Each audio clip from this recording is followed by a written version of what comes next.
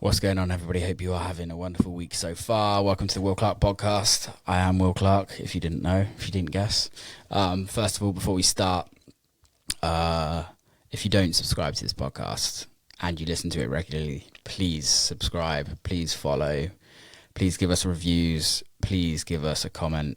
I know how many people are listening to this, and only a very, very, very small percentage of people giving us comments or giving us reviews, and honestly it's the only thing I ask you to do. It just keeps the podcast going, it keeps it up the rank, it brings more people to the podcast, to the YouTube, to whatever platform you're listening to. It helps greatly, so please do that. That's the only thing I would ask of you. But thank you for supporting, thank you for coming on the show, and thank you for taking some time out of your day to listen to me ramble on to people. This episode is an extremely special one for me. Danny Tenaglia, one of the most iconic DJs in the world ever, has been nearly in the game for 50 years, has been in house music from the birth, has made one of the most iconic house records ever written. I don't really need to give him much more of an introduction. Without further ado, Danny Tenaglia. Danny Tenaglia, how are we doing, sir? I'm pretty good. This is kind of like a morning time for me, even though it's 2 p.m. here. I've been staying up late as usual, trying. It's always my resolution to start getting up earlier in the mornings, but once the quiet happens around here and I start going into the computer, listen to music or programs, before you know it, it's 3 a.m. and it's the life of a DJ. How much time do you actually spend listening to music? Not as much as I used to. I mean, I used to be such a fanatic throughout my career. Now, because it's non-vinyl driven, Yeah. and it's just a lot of, click on these promos, click here, click there, click in iTunes, click in Tractor. It's kind of like I don't really use a lot of the tracks I play don't even have artwork. Yeah. So it's like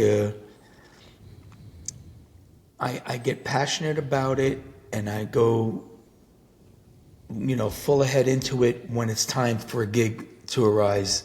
Yeah. And then I go into mayhem mode. But I don't listen to, there's just too much. Yeah. There's too much new music out. It's like you're just constantly clicking it, listening to tracks you're pretty much not even going to hear again or play. Yeah. So it gets a little bit like, It's really strange, isn't it? Because obviously, like, especially you, even for me, like my early days of DJing was vinyl, and I'm not trying to sound like an old man and saying it was better back in the day, because it's not. It's different. It's the facts is it's very different. But you hit the nail on the head for me there when you were like, some tracks don't even have artwork now, and that was for me when I first started DJing, is how I remembered records was artwork. And like the artwork was the huge part of the music. yeah. It's strange how that's gone. It gave it a life as well. Like as you're listening to the record, watch it go around, you would look at the artwork, the front cover, the back cover, read the credits, and just, slip into the imagination of the artist and maybe the photographer as well. And, it's just you're totally relying on how is this going to sound at one of my gigs, and is it going to pass or is it going to fail the test? And then you pretty much never hear it again. If it's everything's changed, as you said. I'm thinking back on not only just playing records but having the residencies like I used to here in New York. Yeah. Well, I'm actually in New Jersey right now. But all those years being a resident DJ every single weekend, so you were, you got to be on top of your game. You're at the record stores, you're picking up records at the record pool, and you're giving feedback, and Yeah, it's all changed. Resident, I'd like you to explain to people that are listening to this that may come from a different culture or a different time in this industry, how important residencies were at that time in your career in the early 90s, early 2000s. Like, what does a residency mean, and what did it look like for your career? Well, I'm going to embarrass myself and say it goes back so much further because my first ever DJ gig was in Brooklyn in 1976. Wow. And that was a residency because I was the only DJ there. Yeah. And it was only Fridays and Saturdays. And, you know, what it means is that you're responsible to be there before the doors open or before they open up the dance room area. And you're responsible to, you know, play that last song and close things out and come home and do it all over again week after week. And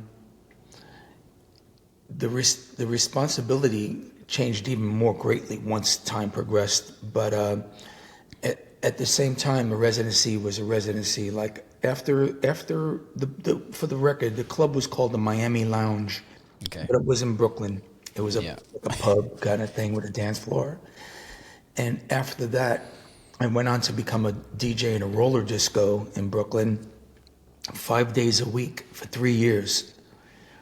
And so I never knew anything else but, you know, residents. And I was going by what other DJs I looked up to, admired. They had their residencies. I didn't know there was going to be such a, you know, a mayhem of raves and flyers and things in the head in the future and global travels and CD compilations. It's just, my mind's scrambled eggs right now. I haven't had enough coffee. No, I hear that because I think the way the culture is now, and I'm not saying any ways better than how it used to be, or how it used to be was better as well, but it's just different. But I think I when I was a resident in a few venues at the time in Ibiza, that's when I learned how to properly DJ. I could DJ before, but having a residency really taught me how to become a DJ. And I feel like now it's purely, DJs are not having that learning how to be a DJ because it's not about DJing now. It's about performing, right? It's about, okay, you have your big record, you have your big TikTok, you have your big Instagram. Yeah. But I guess that's where people take, the DJ culture's kind of been skewed a little bit. Yeah. I think I probably didn't even get to fully embrace the question when you said the importance of residency. Yeah. And that was, to me, consistency was so important, and the concept of breaking a new artist and new songs to a crowd that you know will be back pretty much the following next week or the week after, but you had your consistent club-going followers that were looking forward to hear those songs you played the week before, you know, or previously. And that magic is gone because every DJ now wants to just play music that nobody else has. Well, I'm not saying that, you know what I mean? Yeah. Everybody has their own. They're not going off of what other DJs are playing, I don't think, the way we used to back in the clubs. You used to hear Larry or David. You know, many DJs play a song. You couldn't wait to get your hands on it so you too could play it. But even that has changed. I made a joke the other day to my manager, Guy. I said, I think if you ask today's generation, what is the definition of a DJ? They might not even know that it means disc jockey. Yeah. You know? I guess in the answer to that as well, I don't disagree. What is, in your way, like, what is the role as a DJ for you? currently or previously? Because again, Current, because yeah, currently, because I think realistically, you are still renowned for your DJ sets. You're still known for your DJ sets, right? And obviously, yes, you've had huge success globally with productions, etc., etc. But you're known as a DJ, right? And yeah. I mean, I'm sorry to interrupt you. no, no, carry on, Yeah, carry on. I think the bottom line these days, more than ever, it's about selling tickets. You Yeah, know, and realistically, DJs need to know where they stand with that. When yeah, it comes to like requesting fees, and it has to have a balance. I mean, I'm sure that this was a similar vibe back in the club days too, of when you're playing records, because if you weren't filling a dance floor, it's pretty much the same concept. yeah, But now it's approached more of like a concert mentality, yeah, you know? And so much of that has stemmed from the Vegas mentality with the bottles and the sales and the VIP tables and, sound systems that just face out. There's no concept of, surrounding the people with 4-point systems that much anymore. And I don't know. I feel a little bit jaded in a way, but spoiled. But yeah, I don't know. I'm getting lost in my answer. Sorry. no, I think I think you hit the nail on the head, and there's no right or wrong answer at the end of the day. There's no right or wrong answer in my mind, anyway. I think in the times we grew, like you grew up way before me in music, and in the times I grew up in the electronic music scene, in house music, like it's changed from then, right? It's changed. I grew up mostly in Ibiza as a DJ, and Ibiza's changed massively in the last 15 years that I've been going there, if you know Oh what I yeah, mean. totally. And yeah, do I prefer it now? No. Do I prefer it than when I was going there? Of course I did. But then when I was there, there was people saying, "Well, I prefer it 20 years ago," and it's always going to be like that. I Always. think it's just really interesting to get other people's opinions that's experienced it over the years and Right. seen it grow into what it is. Yeah. The thing for me that's there's there's not many people in this industry that get to stay around for as long as you have. How have you done it? Well, I definitely am very blessed and grateful for 50 years into this, to still be somewhat in demand, and I attribute that honestly to, besides the passion that I've had since day one as a little child for music, but I think just not being much of a drinker or a partier, cigarette smoker. I think that helped me to not feel my age, if you will. Yeah. I'll be 63 tomorrow. Wow. Happy birthday. Yeah, thank you. And your body might feel it, but my mind and my spirit still feels much younger. And I think that has a lot to do with not succumbing to drinking and drugs. Yeah. That makes sense. Talk me about growing up in New York. And I know you've probably answered this question so many times, and I apologize for asking this question, but I'm just being completely selfish and want to know myself. Growing up in New York in the 70s, 80s, when New York wasn't the safest cities in the world, but musically it was the wealthiest city in the world at a point, when Paradise Garage, the Loft, like all these places were kind of coming through. You had house music in Chicago, you had techno coming through in Detroit, you had house music from Chicago, from New York and Chicago, and talk me through those days. Well, that's the 70s through the 90s. Yeah. Big difference. to clarify, the Paradise Garage opened up in the year 1977, and that was the height of disco. Well, I don't even think it reached its height yet, because that was also the year that Studio 54 opened. Yeah. And the Garage took it in a more soulful direction. Like, they stuck to the more Lolita Holloway, Patti LaBelle, Chaka Khan, Teddy Pendergrass type of disco, as opposed to like the Funky Town and Donna Summer, And I strongly adapted more to that.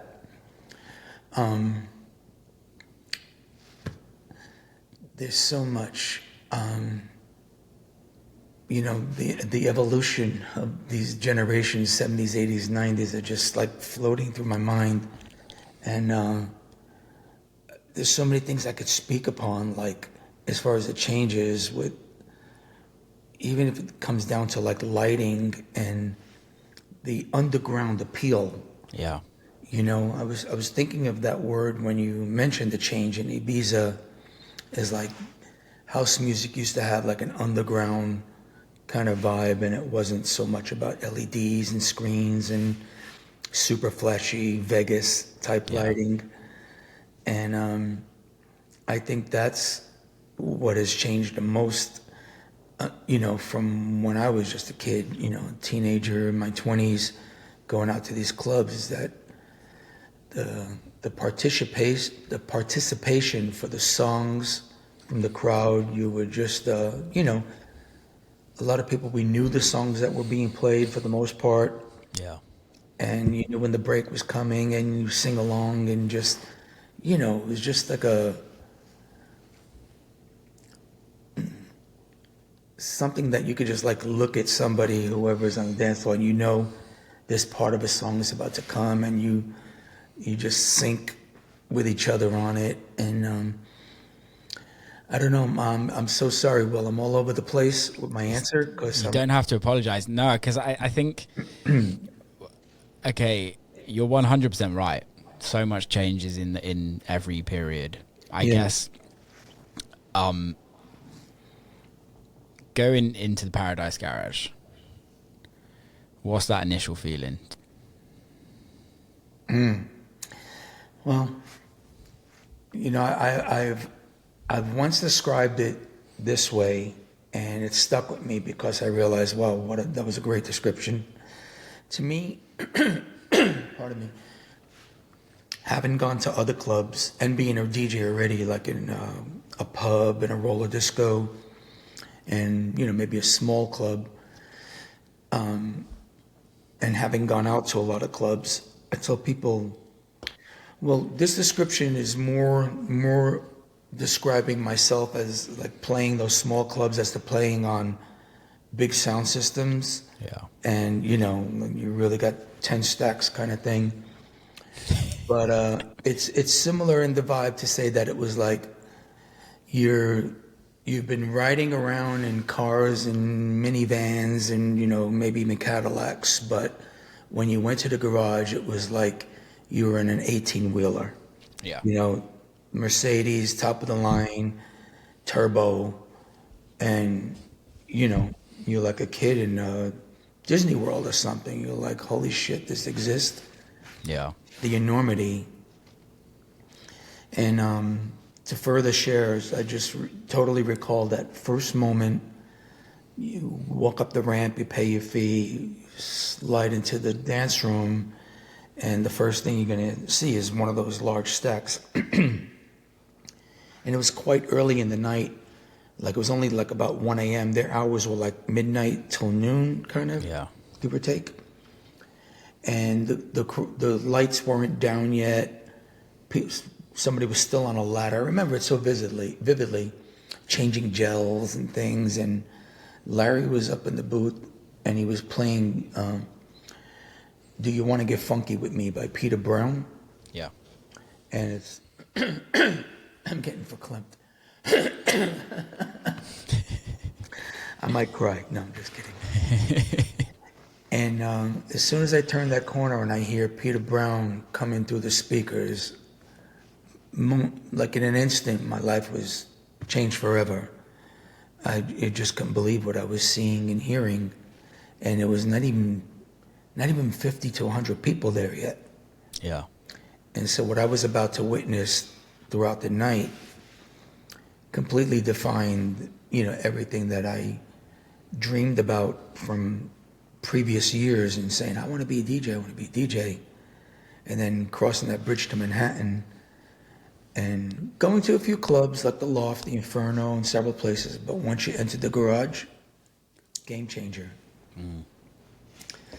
And I imagine, if I could relate it to England, it must be like what it's for local kids out going to like local pubs and dance parties, maybe even a festival.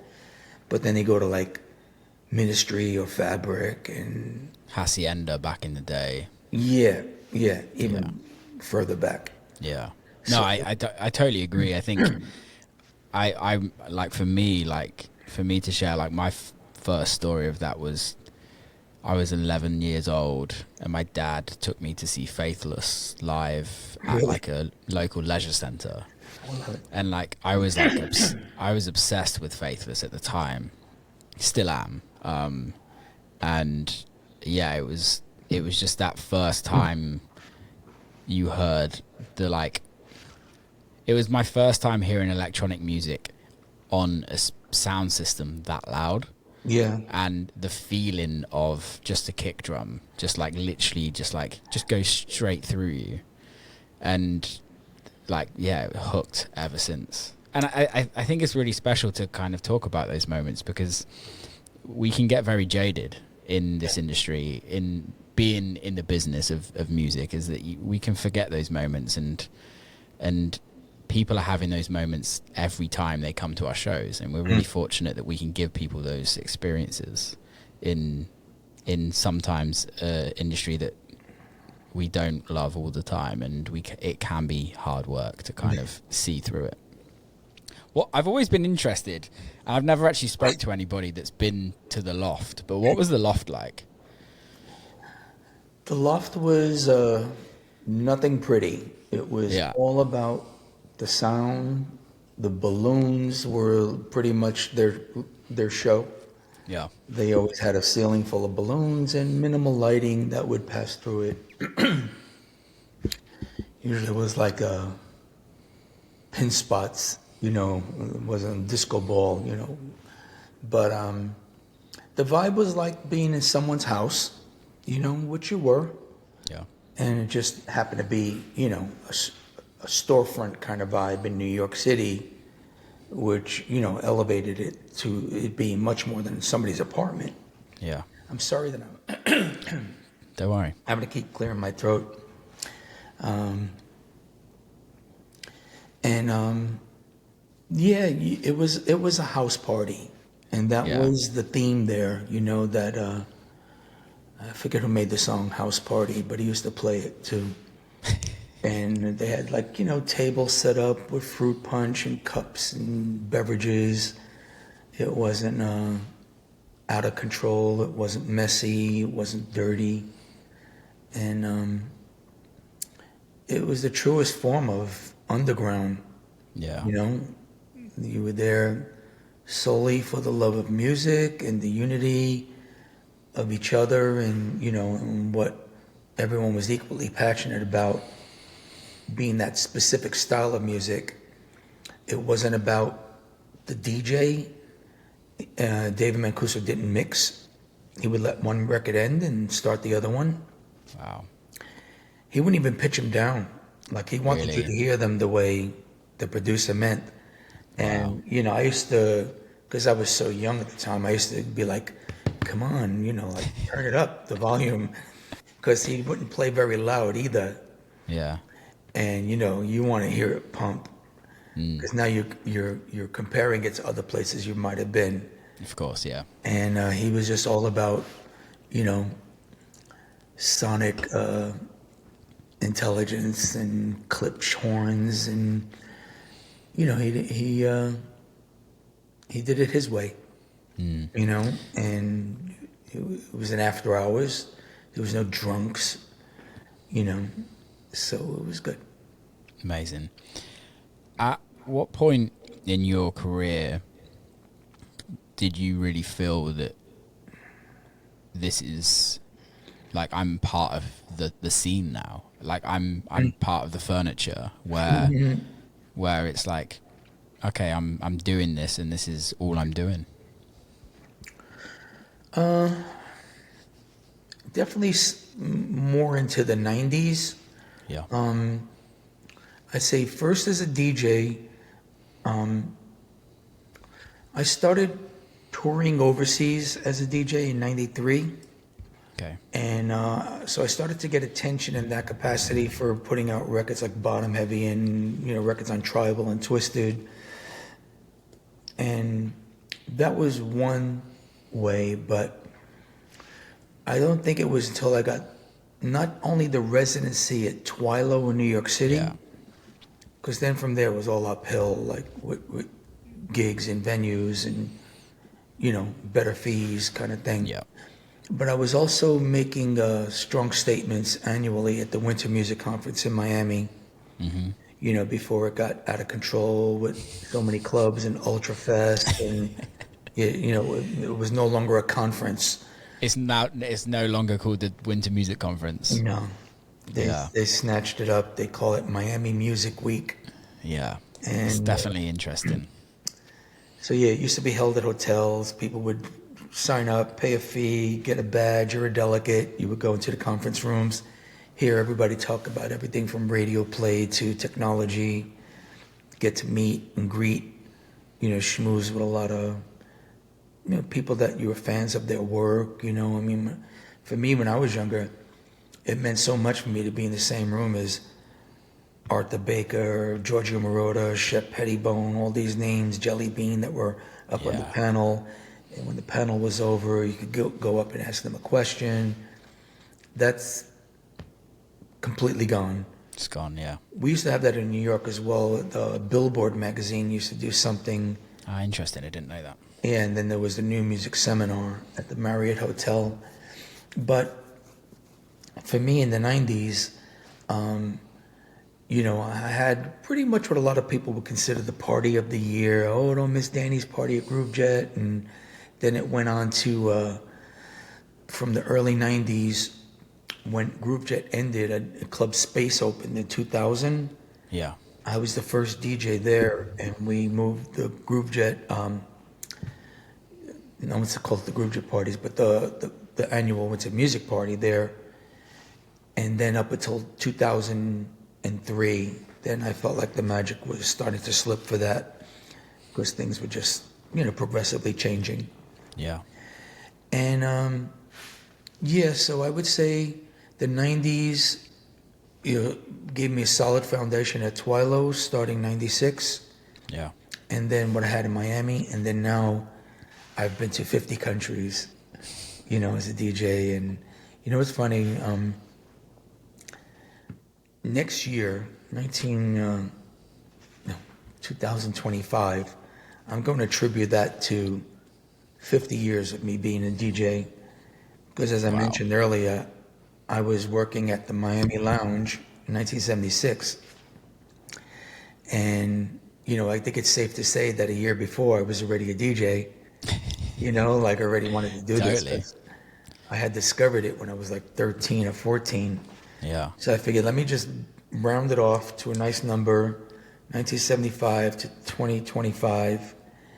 And so having been to 50 countries and 50 years of being a DJ, I think I'm going to try to every year go to a country I haven't been to new yet. Country.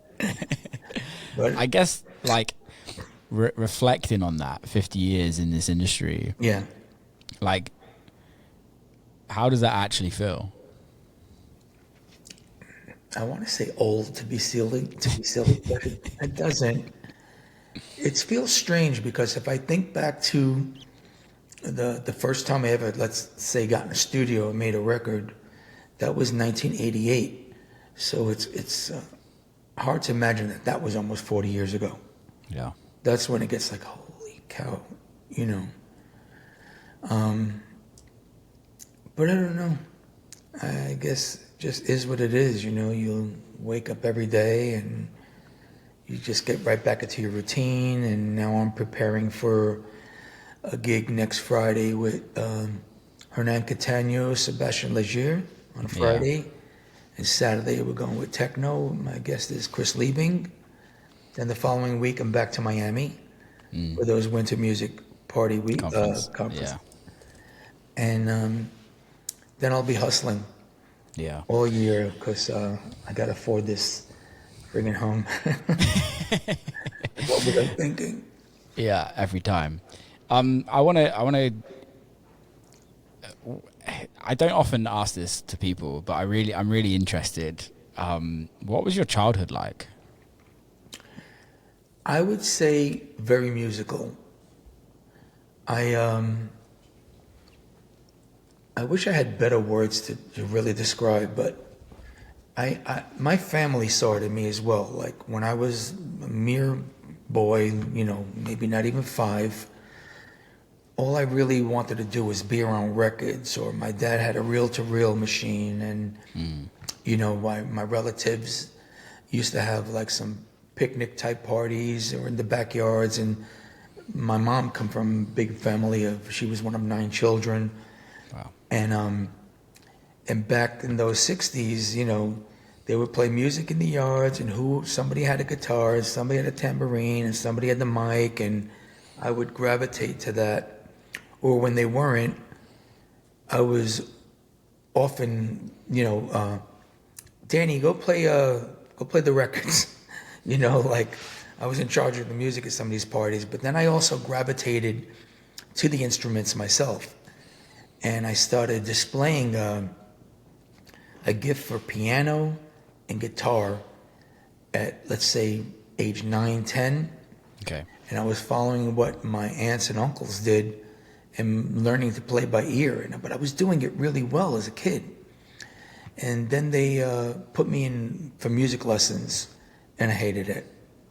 I didn't want to go home from school to go to a class and have to sit upright, be constantly disciplined by the teacher, how to sit, how to exercise your fingers. It was, it gets you're 10 and you think you already know how to play. I know how to play.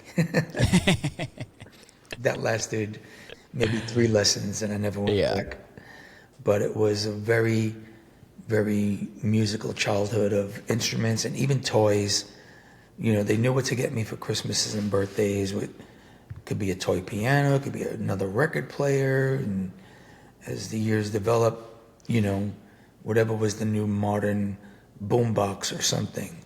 So that was my childhood. I got to tell you, I wasn't into sports. I wasn't into,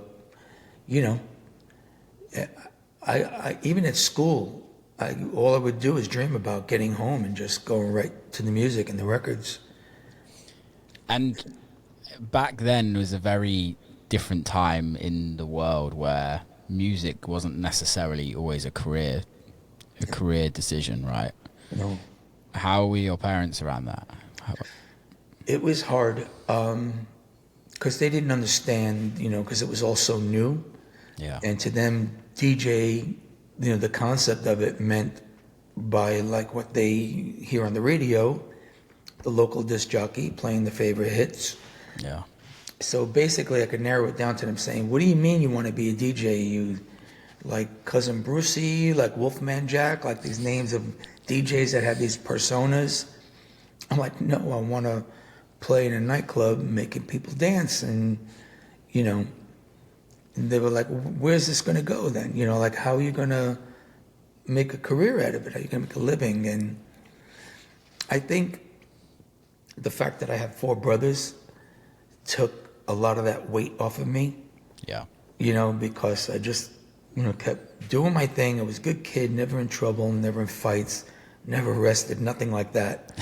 And I just showed them that, the perseverance that I had, that I think they just felt like, something good is going to come out of this, even though we may not understand right now. Yeah. But, we didn't know. I didn't know what it was going to develop into something more than the Miami Lounge and a roller disco. Because none of this existed, No. None of it, not even flyers. That's the interesting thing, and I guess that's where, like, when I speak to guys like yourself that have like come from the forefront of the industry, like literally from the beginning of house music. It's kind of like admirationable to an extent where there was no career at that time. There was no vision. There was no future to what you were doing. You were just doing it because you were doing it, and it's what you loved. Was that ever scary? I think when you're young and you're barely not even 20 yet, you know, you're still a teenager. You're not looking at it that way. Yeah. You're just living for the moment because, hey, your rent is paid. You're still being taken care of by your parents. You feel like you're always going to have something to fall back on. And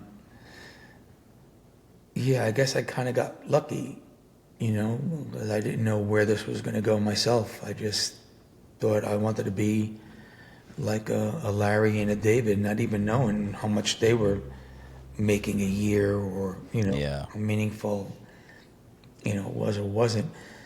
And I got to tell you, I forced my way through junior high school and high school like on a wing and a prayer, and then it just got to the point where I'm telling my parents I want to drop out. That's when, you know, a lot of it got heavy. And I kind of like used a good excuse that there was a lot of nonsense going on in school. Yeah. I mean, even talking about like the mid-70s, fights, and they would sell drugs and smoke weed in the bathroom and get away with it. Yeah. I mean, even in the back of classrooms, you know, keep it like a cigarette and just like fan it away. And yeah, imagine. Crazy, yeah. So I would emphasize that and exaggerate it. I love that. And yeah, I have a funny story you might appreciate. I had a math teacher who took me to the window once and pointed to the parking lot, showed me his car. He says, "You get me 4 hubcaps and I'll pass you." Could you imagine that happening now? I'd be rich. Lawsuit, I love it. Lawsuit. Yeah, I love it though, because I sometimes wish like I was a fly on the wall in New York in those times who was the mayor that cleaned up New York? Giuliani, that yeah. sick bastard. Like exactly, and this is the thing, is like I think everybody that was in some sort of art or culture has that same response about him. Oof. Because it changed everything, right? What happened? Well, I won't fully blame Giuliani for that. Honestly, you know, I think I blame drugs. Okay. We started to see a whole new era of drugs when it became ketamine, GHB, crystal meth. Yeah. Wasn't just ecstasy anymore. And then the need for ambulances because of overdoses were increased and increased and increased. That you had the community boards and hospitals and, you know, people like, we need these ambulances and these beds for trauma patients, for heart attacks, for elderly. And so, you know, it wasn't just Giuliani. Yeah. It's a shame, but it's the truth. Yeah. I want to talk about production. Mm-hmm. You were a DJ before being a producer. Sure. Production came secondary, which happens in most cases. Yep. How was it producing music in 1988? Well, in 1988, a lot of the house music and tracks that were coming out, even if it was freestyle, I wasn't a big fan of freestyle, but a lot of things had sampling going on. And I felt like, okay, I know these guys from New York. you know, if they can do this, I can do it too, because I knew it was something I was passionate about. So I grabbed like a bunch of records that I wanted to use as references. I rented out a 16-track studio and hired the engineer that owned the place. He was a programmer, keyboard player. He didn't know anything about house music, but he was talented with, with recording tracks. So I played a bunch of songs for him, and I told him I like this bass line, I like this bass sound, I want to do something that's kind of like Persian, Middle Eastern kind of vibe hook, and on and on and on. Yeah. And so I made a track, and I called it Waiting for a Call, and I used the artist name Deep State, which is funny that it's how it's used these days. But and then because of my success with the Winter Music Conference and being known in the industry, the record got signed to Atlantic Records, a major label. Oh, wow. So that was a nice boost. It didn't really do well, but that's where it started getting me remix work. Yeah. So they started hiring me to remix like Dead or Alive and Right Said Fred and all these groups in like very early 90s, like 1990, 91. And that's when you could make pretty good money on remixing, right? No. No, really? Not when you're first starting. The good money came later in years. Like you were lucky you get $3,000 back in those days, and you spend it all on studio costs because you have to pay the engineer, the pro, if you're hiring a musician, you have to pay him. Yeah. I mean, there's several times I misspent money of my own to complete a project. Yeah. It wasn't until I started doing more major label stuff, probably after 2010, maybe a little bit before, that the budget started to get, decent, 10,000, 15, Yeah. But at the same time, it's not really a lot, when you're renting out the most high fidelity 100%. SSL studios. I mean, you still push it to the budget. Yeah. But it was lucrative to somewhat of a degree, but that honestly completely ended in 2002 after I did Depeche Mode remix and Kings of Tomorrow. That same year, I think I did Flash also, Green Velvet. Yeah. Those three, maybe Blondie, were the last of it because everything went digital, record stores closed, record labels closed. There was just no budgets, no dance departments, major labels. So I was like, well, I'm not going to do this because you make a better living as a DJ in one night. Of course. As opposed to listening to the same song for 2 weeks, Yeah. I want to go back to some of the records you've written. Obviously, we have to talk about it. Music is the answer. Mm-hmm. I was listening. Obviously, I've known this record for absolute years since it came out. 20 years, it's crazy. It's crazy. But also the thing that's absolutely crazy to me is that it's 14, or the 12-inch version is 14 minutes. Is it really?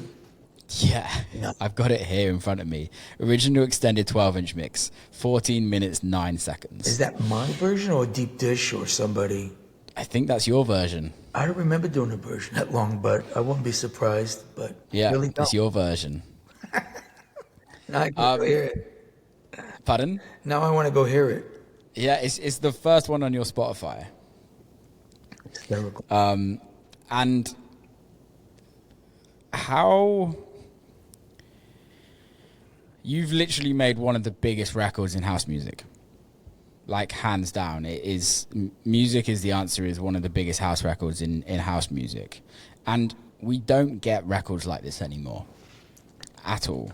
In hands down put, there's a handful of records that are house music, and you've made one of them.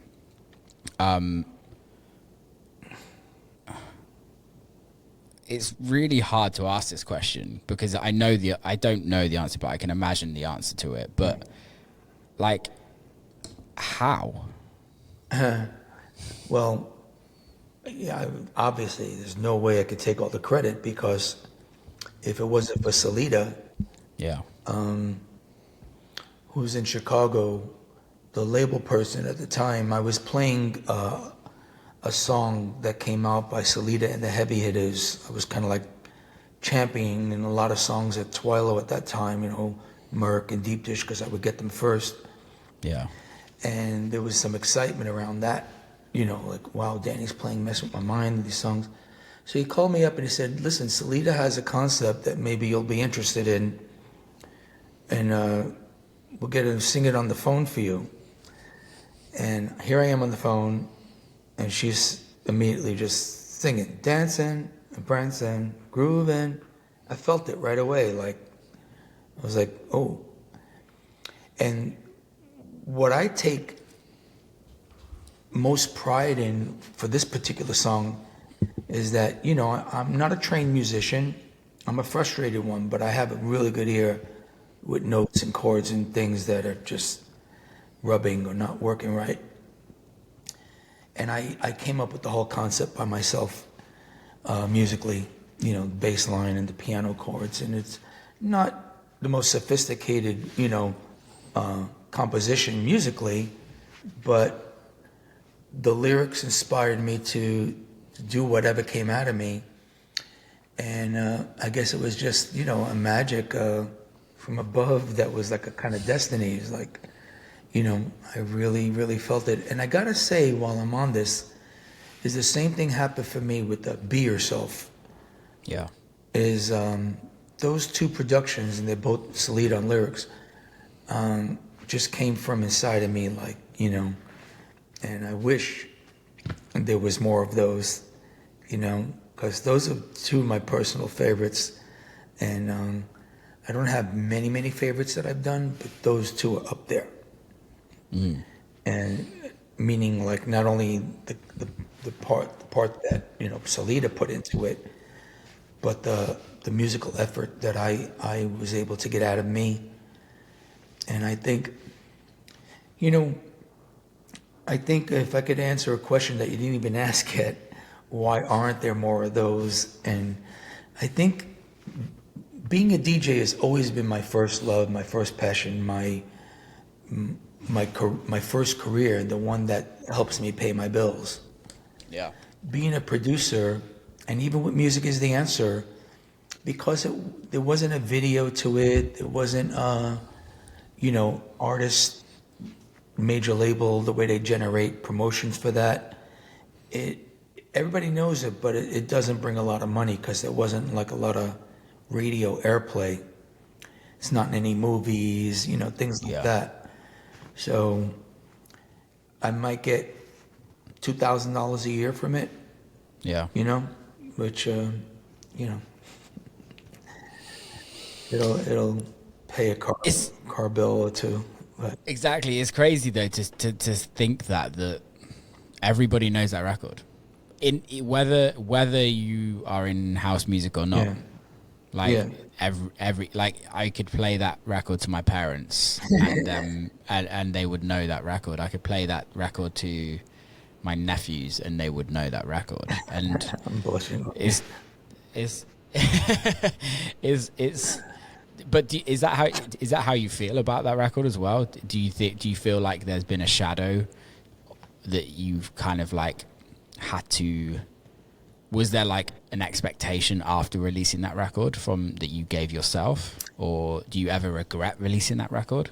No, I think it's, you know, I think it just falls into the place of, you know, the underground where my you know, love for dance music stems from. You know, it's I think a lot of the biggest, you know, Chicago records, you know, you could say everybody knows Move Your Body, Rock Your Body. Yeah. But I don't think he made a ton of money from that, you know what I mean? No. Like, it's just an underground staple, as with many. I think, you know, if you don't get that radio play, or you're not part of a soundtrack, you know, yeah. I just... Do you think Yeah, I totally agree. But do you think that record and Be Yourself, do you think those records have allowed you to sustain a career in music? Well, yeah, and actually, that's what I was going to say in my previous answer, because I was elaborating to say that being a DJ was my first career, my first Yeah. passion, and that's how I make a living. Unfortunately, the gift that I have for being in the studio and making music, I'm really confident about so many of the wonderful ideas that I have. The problem is that I've spent so much time all my life focusing on the DJ career that I never allowed myself to put that aside and start focusing and becoming the engineer. Yeah. So I've had everything throughout the years, when it was Vision, Performer, Pro Tools, now Logic and Ableton, but I never learned them as an engineer. So I Yeah. always hire an engineer to come you know, and I'm completely dependent on them. And a Yeah. lot of it has to do with also you have to learn plugins and effects, and it's like a whole different career. And it's very involved. It's really, really involved to be a music producer slash engineer programmer. Yeah. And I've always depended on my own self, meaning like a lot of people have a partner that they could fall back on. You might want to go to sleep, they'll do this, and then you wake up and you just play off of each other. Yeah. And me, it's always been just me, my own ideas, and I just never, had that luck of clicking with somebody that could help me to that capacity where I didn't have to pay them thousands of dollars, Yeah. because it is expensive also. So I think I still have hope, because I have things that I've worked on that I haven't seen the light of day yet. Like the Brooklyn Gypsy was a good example. I Okay. did that in 2011, and I hired my friend Eddie to do the piano solo, and then I Yeah. built the performance around, all the parts that he does, because he could play and play and play and play. I just let him keep going, tell him what I like.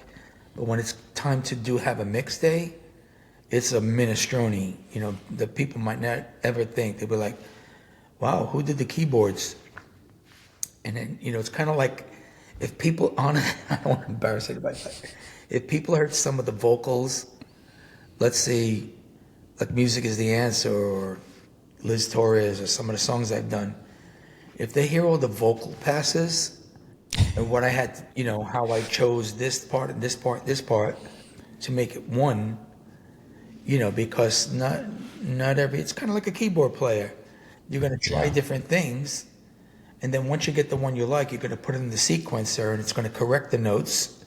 Yeah. It's going to be the same with any singer. They're going to fall flat and sharp, and Yeah. Yeah. Yeah. so it's a lot of work. But I miss that, and I do have other things, but yeah, all the people, so many people that I admire that I would love to work with, none of them are in New York or New Jersey, or they're all in other countries, I'm exaggerating, but, there's just a lot of people I admire. To be in a studio with like Peg and Dan, or just like some people that are just like, how do they get that sound? Yeah. I'm just, referring to them, but there's many, many names I can give to say, even Basement Jacks, they're so quirky and funky, and like, I think that They're great. They're great. I think that I could make a great record with them, Yeah. and, but they're not here. What's stopping you? Again, it's the DJ career, it's there in England, I'm here, to make it all happen takes money, and it takes time away from maybe a DJ gig. Yeah. It's not that it can happen, but there has to be a plan set in place, and you have to schedule it. And I in a lot of ways, I just can't afford to just take off and go make records with people. Yeah. That's why I'm saying I wish they were here. Who's great that I do get to work with lately is Harry Romero. He's great. He lives here in Jersey. We're about an hour apart, but he's in New Jersey. And I love his work. I played so much of his music out, and it helps me sound good. And he's been helping me on a project that I'm doing right now, two of them actually. So I'm not stopping with the production and all that, but I feel like I'm only doing 10% of what I feel like I'm capable of, or the amount of material that I have hidden in my computer, from sessions over the years. Yeah. So maybe There's some great producers in New York though. That have you ever heard of A Vision, Anthony? he lives here in New Jersey too. Yeah, I know him well. I mean, I don't say He's very well, great. but He's a great engineer as well. yeah. Like I'm a good friend of him, and he's very good. It's funny. My manager Guy told me that he reached out just yesterday Yeah. about doing something together, and I tell him that I'm honored, but right now I've got these 3 deadlines for Nervous Records. One is a follow-up to the Brooklyn Gypsy. Yeah. One is a remix of a song that's on my new Global Underground CD, and it's a friend of mine, George Vidal from Miami. He did a track called Out from Obscurity, and I'm doing a remix for it, and it's getting licensed to Nervous. I'm really excited with the way it's coming out. And those are the ones that Harry's helping me with. And I was like, tell Anthony I cannot say yes because, I'm so, past deadline on these 2 songs. You need to get on it. Yeah, and so maybe down the road. He's great. He's a great dude as well. Yeah. Nervous Records, institution of New York house music. Do you feel like you have what's the word? Do you feel like you have to champion New York? Do you champion New York, or is that just part of the parcel that you get when you get Danny Tenaglia? I never thought I would see a day where I feel so comfortable playing New York gigs.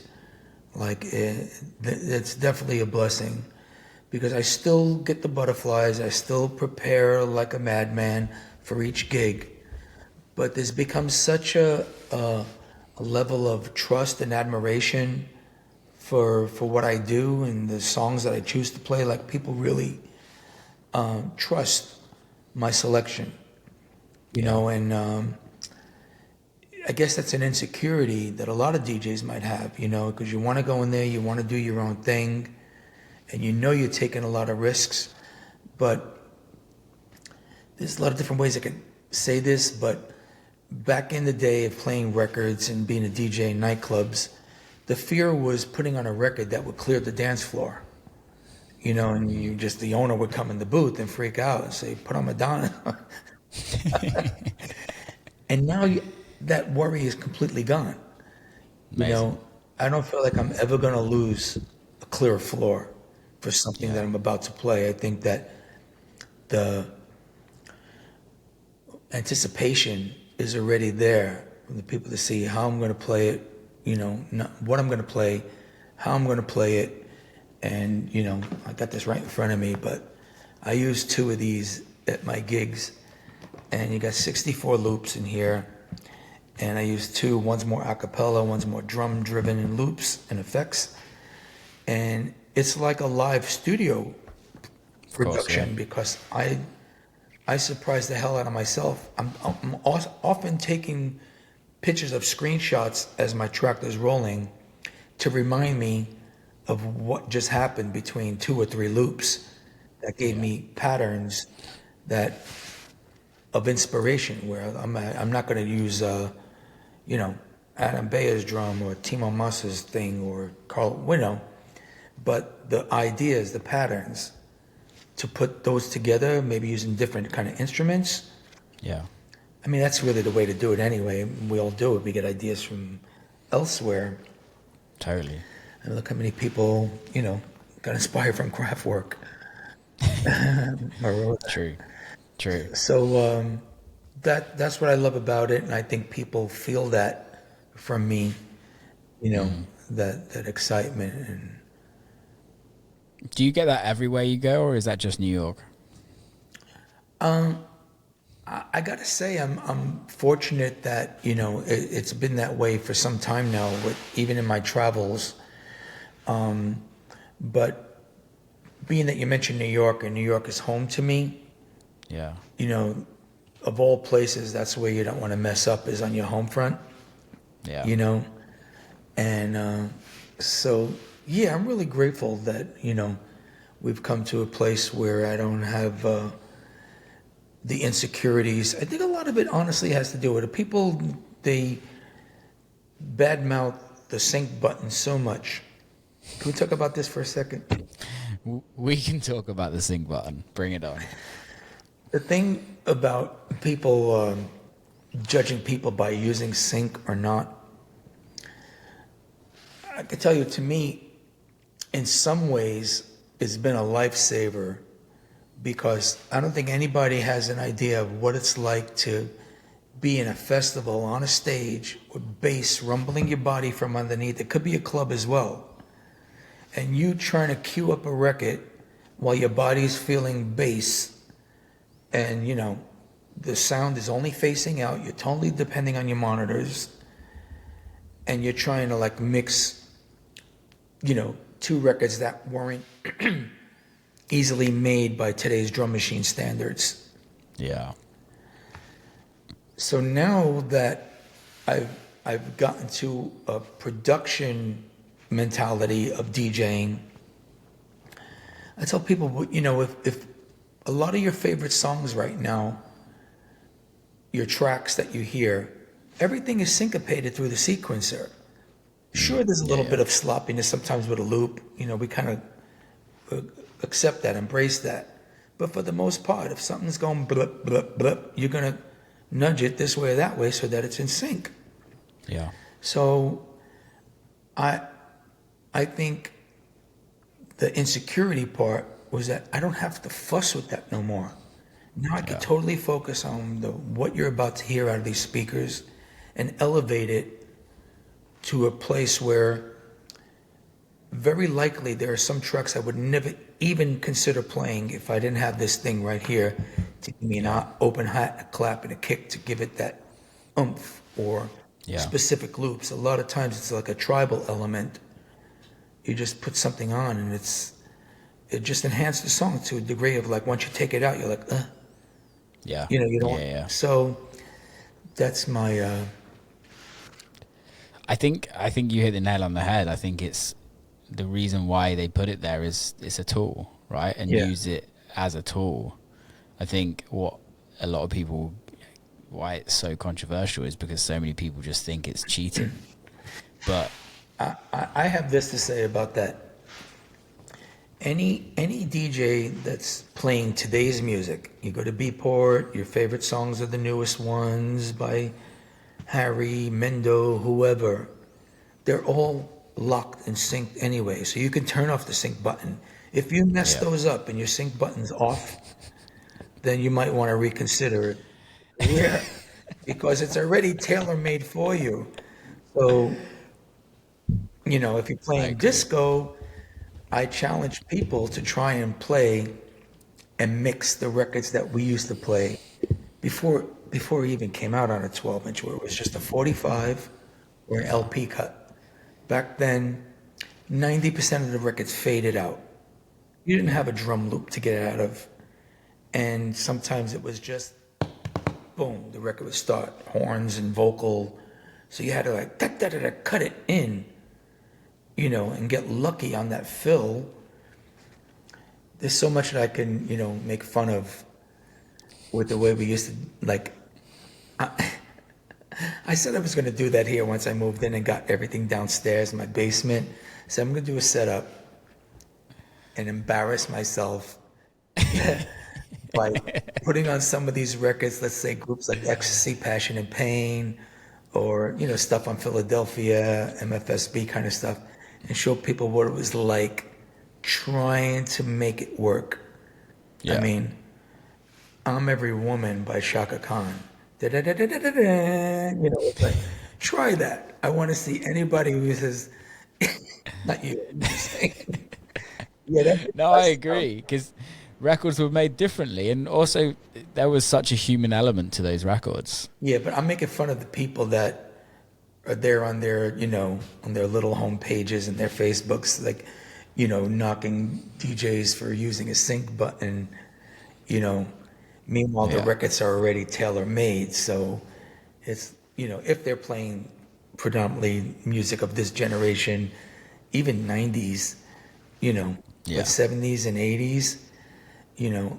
And what I would do now is if I'm going to play like soul disco kind of vibe, Lolita Holloway or Yeah. whatever, I would put that into a session in Ableton to warp it first so that it Yeah. will lock and that I can get loops from it that, will be totally fun and make a difference. How much prep do you do for your DJ sets? Oof. I have over 70,000 titles in my iTunes right now on this laptop I'm talking to you from. I'd say about 20,000 are probably samples, loops, parts, Yeah. pieces, could be drum machine sounds.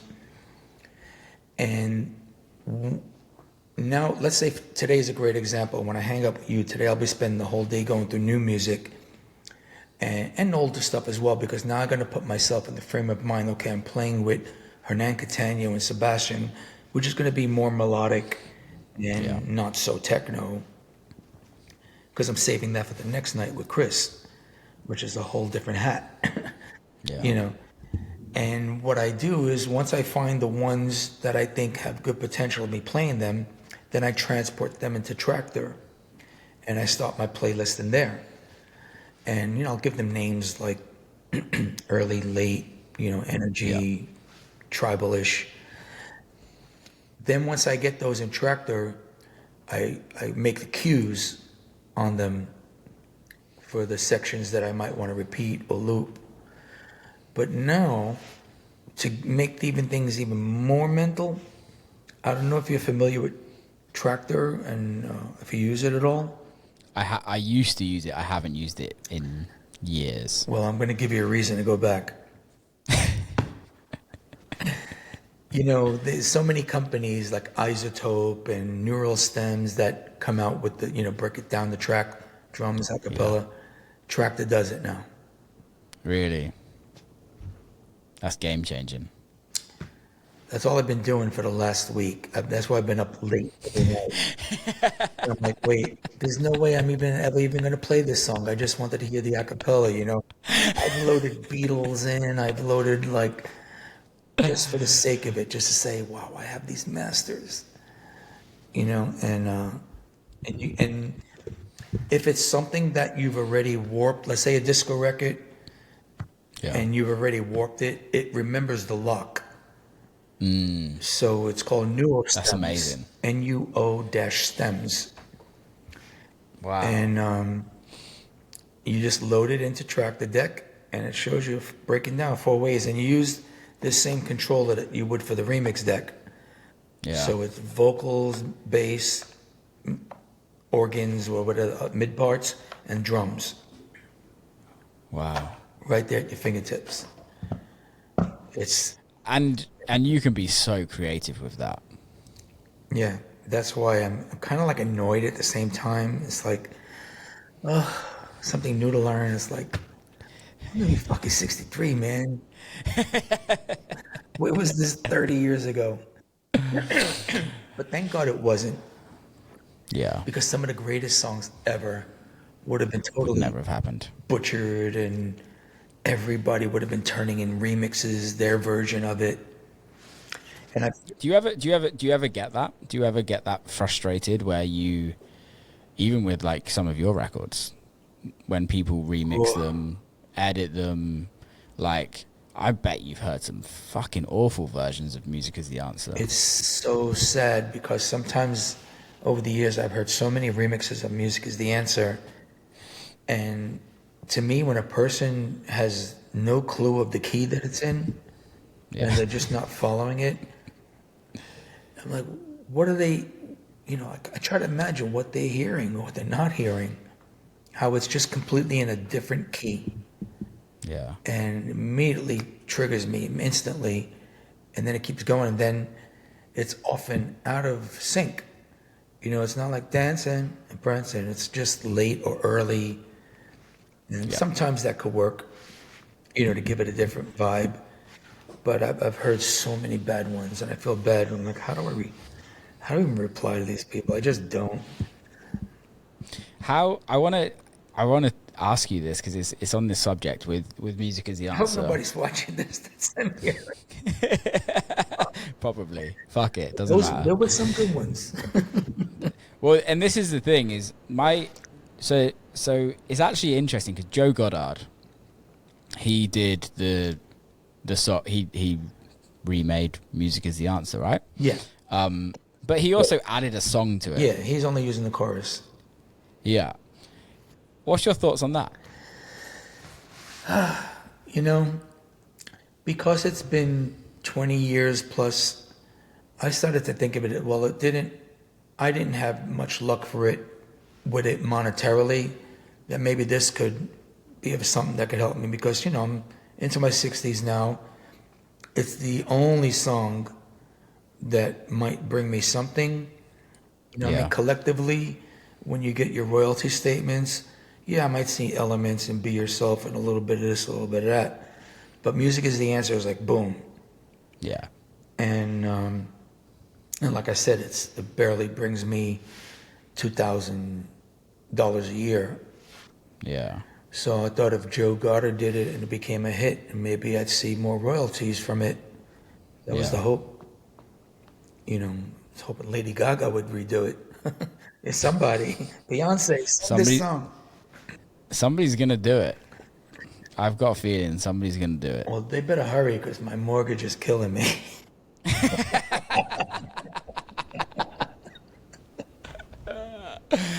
Oh, dude! On that note, we've just done an hour and 10 minutes, and Wow.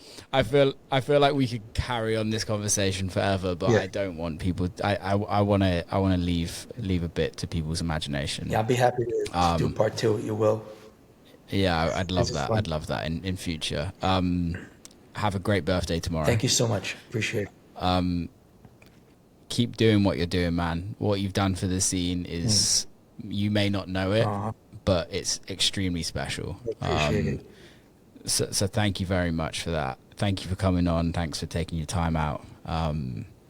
Keep doing your thing, man. Thank you for doing this as well, keeping people's ears and minds, Anytime. Do whatever I can to help Anytime. boost this on my social media as well. So let's get it out there. Thanks, and again, thank you. I appreciate it. Big love. All Keep right, safe, God man. bless. Have a safe day. And that's a wrap. Big love to Danny for coming on. That was amazing. Hope you guys all enjoyed it. Please subscribe. Please follow. Please share it with all your friends. Add it on social media. Tag me in it. Tell me who you want to listen to on the next one. Big love. See you next time.